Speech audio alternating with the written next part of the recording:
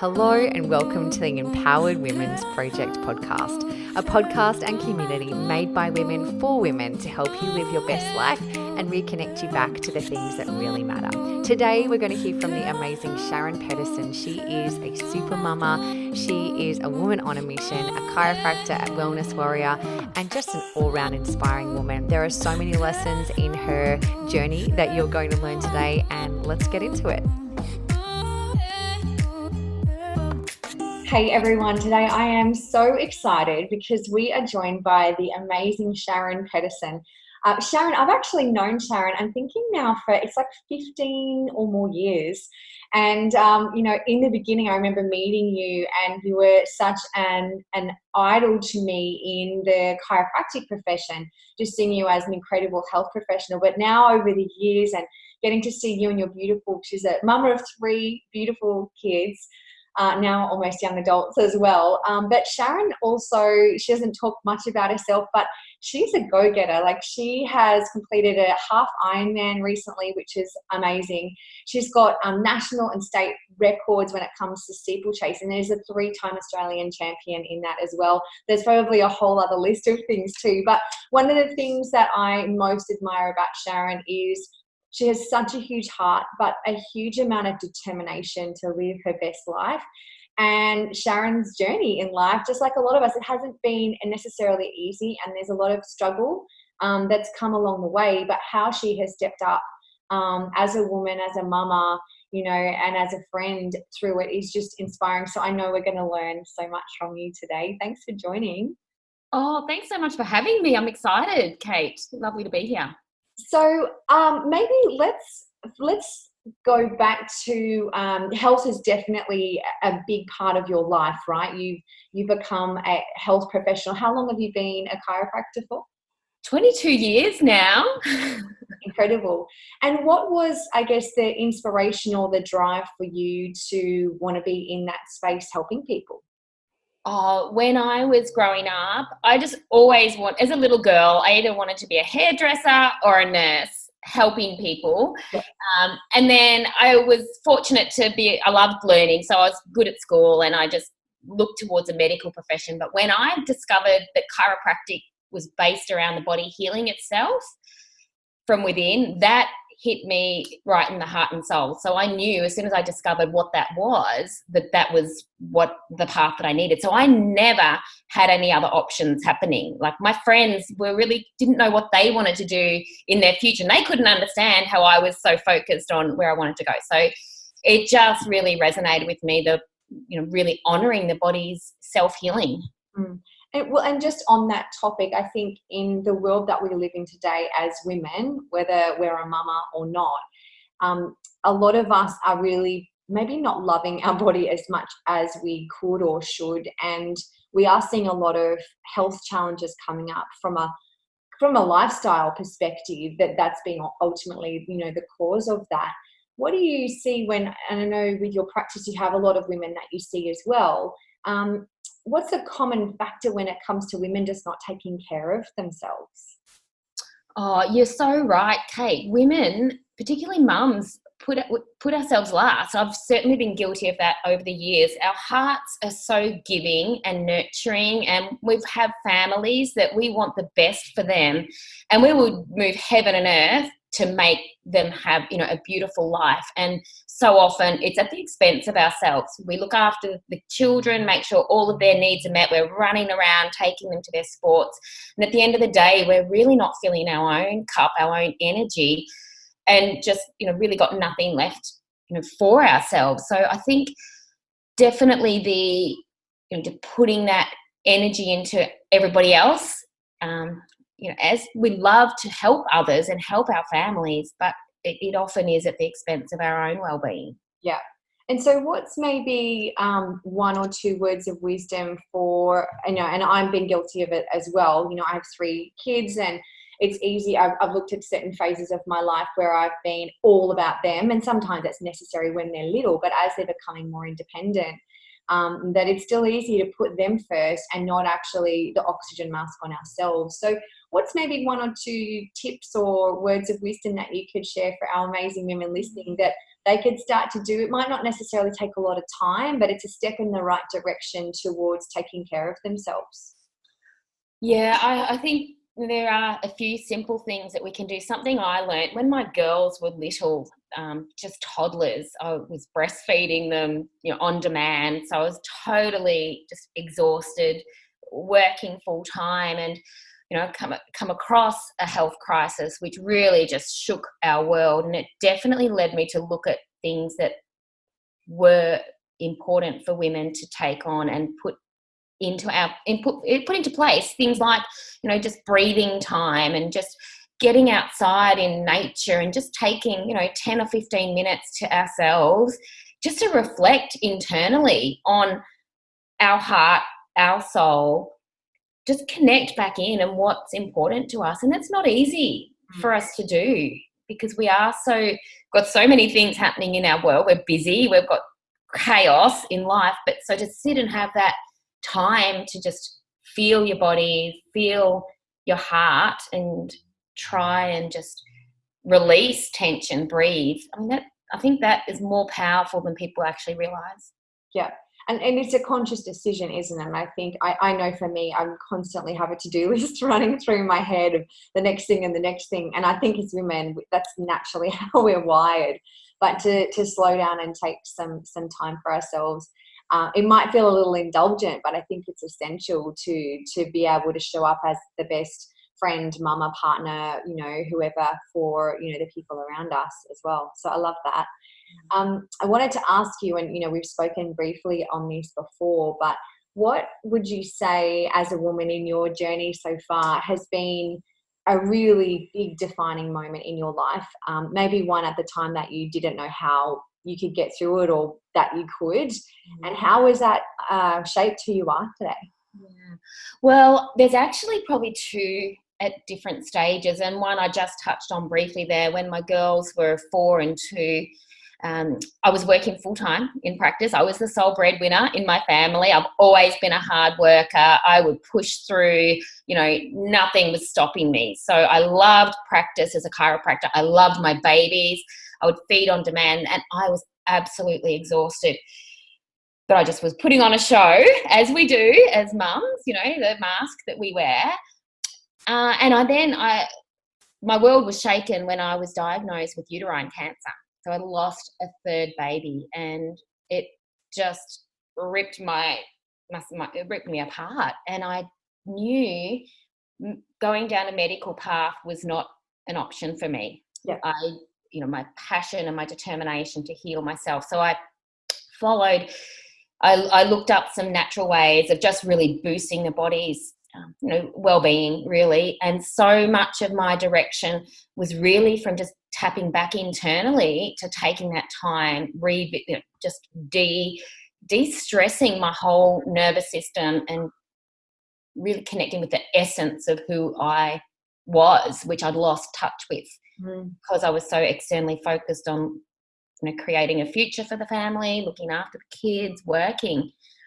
So that really taught me the importance and the power of looking after ourselves and taking that time to breathe and relax, which wasn't something that was natural for me. I'm an athlete, I'm a go-getter, I'm a high achiever, traditionally probably one of those typical type A personalities. So to really set back into that quieter nature was not an easy thing to do. But it was what I knew I needed in order to save my life. Amazing. And I think, when I speak to people who've been touched by cancer, either personally or, with family that are close to them, they'll often say that it was almost a huge wake-up call that had you look in the mirror and go, well, what really matters in life? Who matters in my life? And what doesn't? Did you find that you started reassessing things that might have caused you stress before you found out that you had cancer, and then afterwards just going, oh my gosh, why am I even giving that headspace? Yeah, I absolutely did.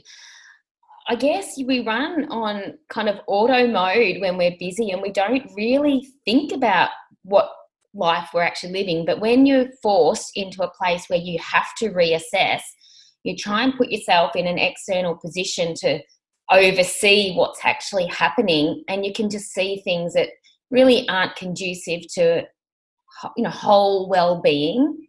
So I guess I just made sure, and even at the time I look back and I knew I wasn't even doing it for myself. I was doing it for my kids. So even there was still elements of me not honoring me. I was taking these steps for my kids. So there was still a lot more learning, and this was, you know, 15 years ago now. So there was still a lot of learning that happened since this point, but it was definitely a pivotal moment in understanding and setting me on a journey to discover the best ways of how women can be healthy from the inside out, body, mind, soul, spirit, and, you know, set that example for our children, because they are watching. And now my girls are 19, 17, and my son is 11.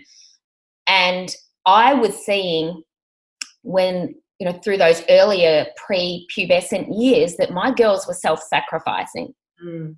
And at the time I didn't realize it, but I look back now and I know it was because they saw me doing the same. And I think one of the things that we're so passionate about with the Empowered Women's Project, we're all a work in progress. We're always learning and growing, and there's a new phase of life. You know, we're getting engaged, we're getting married, we're having babies, our babies are becoming young adults. There's all these learnings, but I think one of the biggest things is if we as women can step into a more empowered life, it naturally just trickles down into the next generation, and they're always watching, like you said. And when you start to see maybe some patterns or habits of your own and they're following that, and it's like, no, that's not the one I wanted you to. It's a good reminder, isn't it, to kind of go, oh, hang on, I'm not living on path like I planned to.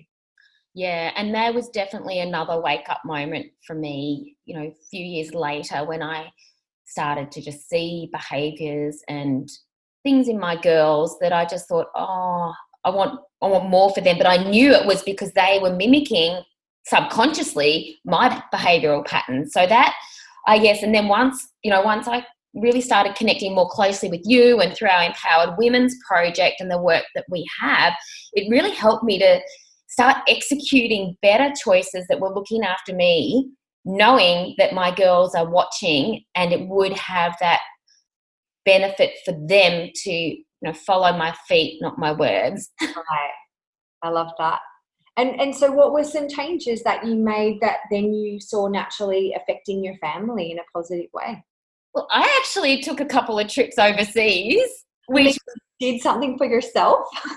I did. I remember I took a trip to Nashville. That trip we took 4 years ago. That was a very big decision for me to make, because I actually left my kids at home for 10 days. That was, and as a sole parent, because now I've been a sole parent on my own with my kids for over 8 years. So this was 4 years ago. It was huge. But I knew that I needed to show them that the world is there for our taking. And they weren't going to do it because I told them. They had to see me do it. So I decided I was going to Nashville with a whole bunch of, you know, other empowered women, and we were going to have the best time ever. And we absolutely did. And my kids were so excited for me, which made it even, you know, more certain that it was the right decision.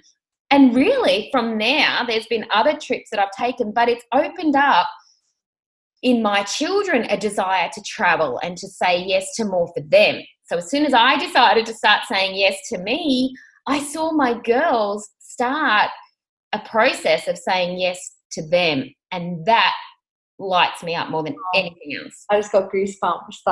That's amazing. I actually had a memory pop up the other day on my phone of us riding mechanical bulls in Nashville. I was like, oh my gosh, that was one of the funnest things. And you know what? I found, I think on my journey as a mum, I don't know if anyone else listening can relate. One of my things is I realized I was busy, but I was empty, right? And we're like, I've got stuff to do. And I realized that I am and naturally am a very fun person, but I wasn't scheduling fun things in my life anymore, because it was all about, oh, the kids have got that sport and that party to go to, and I need to make sure I've got healthy food for them. And it was the to-do list. And doing things like riding mechanical bull was so what I would have done when I was 20 maybe, but not as a responsible mom that I should be. And kind of throwing that to the side and having fun. Oh my gosh, I just realized not enough fun is scheduled in our lives, and it's creating experiences that your children are like, oh my gosh, my mum is so cool. I want to do that. That's really special.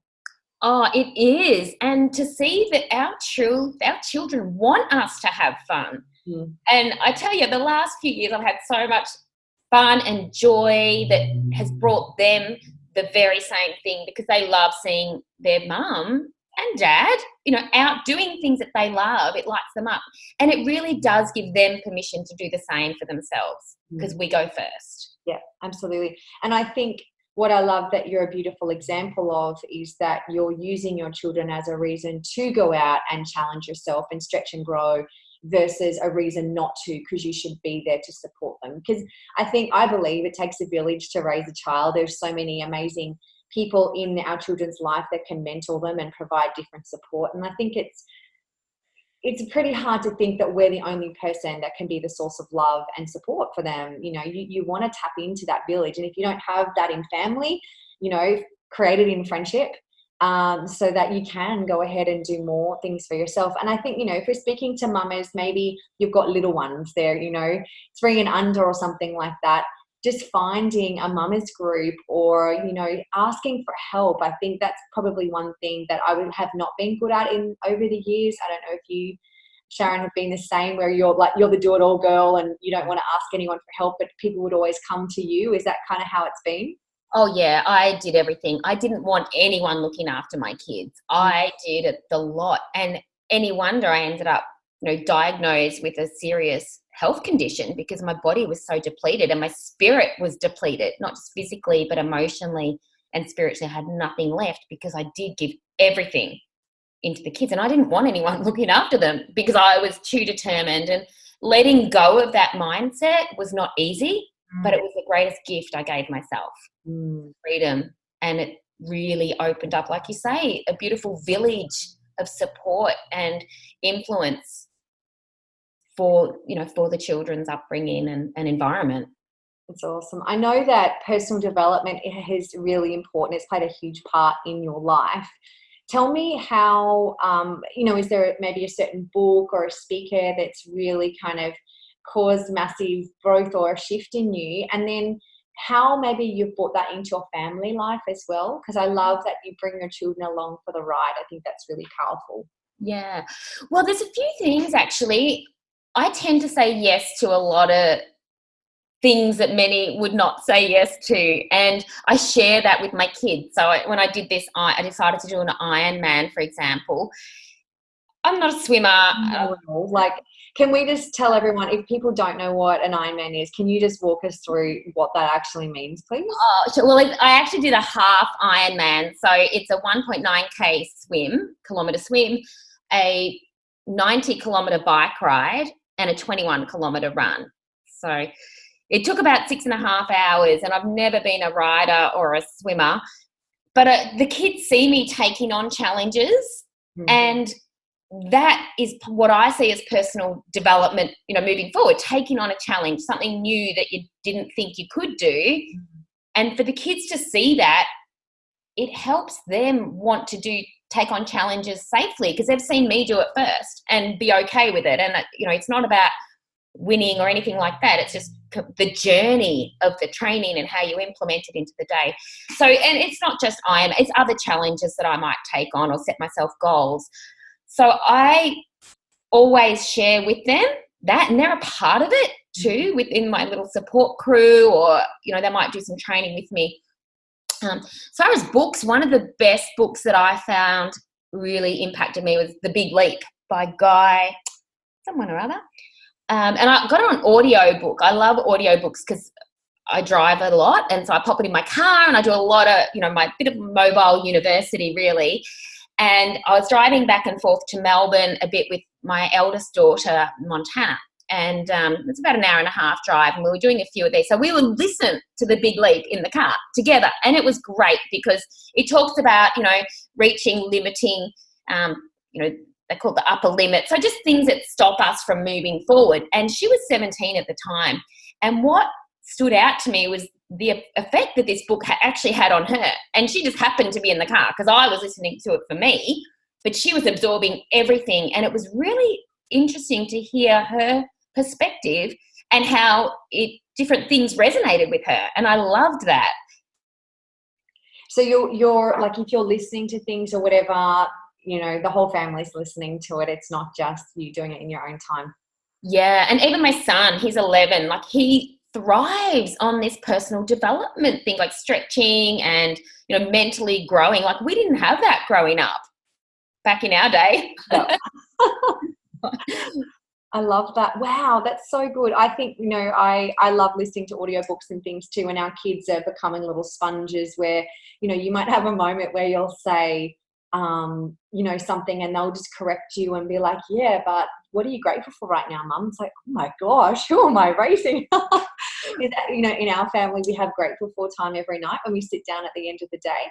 And they'll if we're maybe being a little maybe not present or a little ungrateful for something because our day didn't go to plan, they just have this way of bringing us back into line. And it's like, whoa, if only I was as wise as you. They're teachers, aren't they? Oh, absolutely. I get that a lot with my son. You know, I do a lot of my work online and I try to be mindful of the time, you know, and sometimes if I'm talking to someone, you know, from a business conversation, and Noah, he's wanting my attention and he's just really gentle, but it kind of pulls me back into line. Okay, you know, really break that time up strategically. So I love learning the lessons. And I think that's something that, you know, we can really learn so much from our kids because they are a reflection of us. And often the things that we're challenged by in our children are actually the traits that we have. So it can definitely help us to let our egos down. It certainly has for me. Oh, yeah. I have a little mini-me. My daughter is sometimes when we're having a little standoff, Anthony will just be like, you gave birth to yourself. I'm like, oh. Yeah. But it's beautiful. If you're aware enough to realise and you can take the lessons from it, then, you know, it's really powerful. So that's great. Now, you come across to me as a very motivate, like you've always got another race or another something where you're challenging yourself, and I love that.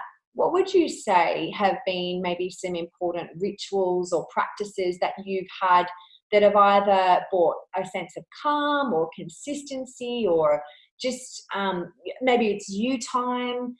What's something that you found really important for you to keep empowered and on you know, on track? Well, I'm naturally competitive.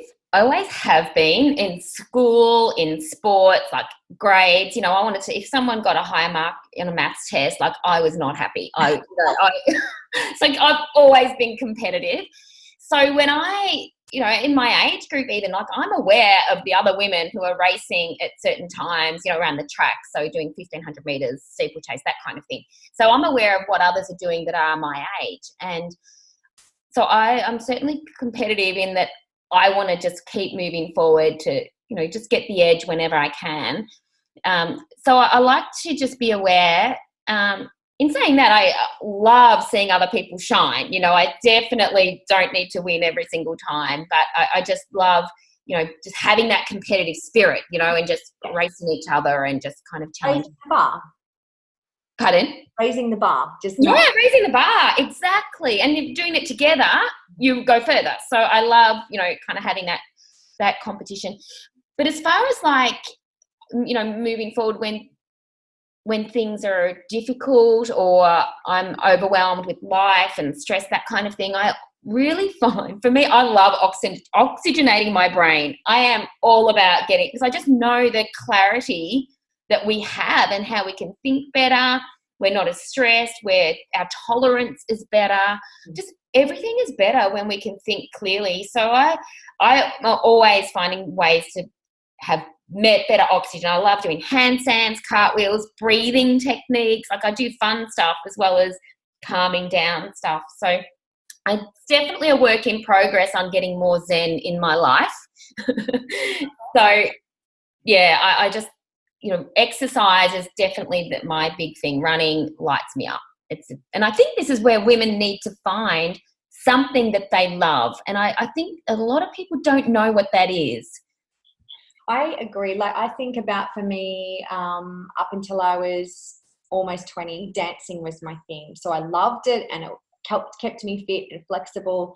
And it was something, it was expressive. I absolutely loved it. And then I think you step into the work world, and you, all of a sudden, those things disappear, unless you're maybe in a team sport or something where something might still happen. And particularly when you kick into mamahood, often it's the kids or your partner that might have the sporting things that happen all the time, and the hobbies. But for some reason, I know from my own journey anyway, I was like, I don't even know what I like. I literally, and in times of stress, there was no way I was thinking about going for a run. I was thinking about Cadbury chocolate. Like, literally, with my go-to, how do I deal with stress? I'll probably just eat something. And I have, learnt so much in my time now, where I look at, I actually love a walk on the beach, getting outside, all of these things. But I realize in times where I'm maybe not as, what's the word, empowered as I could be, I revert back to old habits and patterns. So I think it's interesting, if it's okay if I share. I mean, you're 47 years old, like, so fit, so healthy. You absolutely are glowing. And I think, I want to get fitter and stronger and healthier as I age, not the other way around. Sometimes you observe people in their journey of aging and maybe not embracing it as much, and they're not taking care of themselves. And so then naturally the extra kilos pop on, they become less active, and then it's perpetuating cycle, whether it's just not going in the direction that they want. Then you feel crappy about yourself, you make worse choices, what you put in your mouth, and then over and over and over. So what's maybe what's your advice to people that maybe aren't where they'd like to be, on how to take the next step of just, maybe it's simple, something that they could do, breathing or a walk or something, but just a step in the right direction to help them age well, rather than the other way around? Oh, Kate, I'm a big believer in laughing a lot and having fun. I do believe the power of our joy and laughter to heal is far greater than people realize. So I would encourage any mama, any woman listening, to find what it is that you love doing. What is it that lights you up? What actually makes your heart feel, when you're kind of doing something and then the next thing you know, an hour's passed and it felt like a couple of minutes. I mean, that is pure joy and bliss. And I just think if you can find something that makes you feel that elation, and find ways to do more of it, even if it's just for a few minutes a day, because that's what's going to spark you into making better choices, because you're happier, you're feeling better. When your heart's uplifted, you're going to make healthier choices and you're going to feel happier. I love that. What's one piece of advice that, if you could go back and give to your 10-year-old self, that you would? Think before you speak. It has definitely got me in a lot of trouble throughout my determination and my, very strong will, stubborn approach in my younger years, my earlier adult years. So I was often one to bite back pretty quickly. And I think if I could have just listened more and spoken less, I kind of would have had a smoother journey at certain times. But and just be kind to ourselves. Gosh, we are so hard on ourselves as women. We've faced, growing up, teenagers, it's hard, the peer pressure.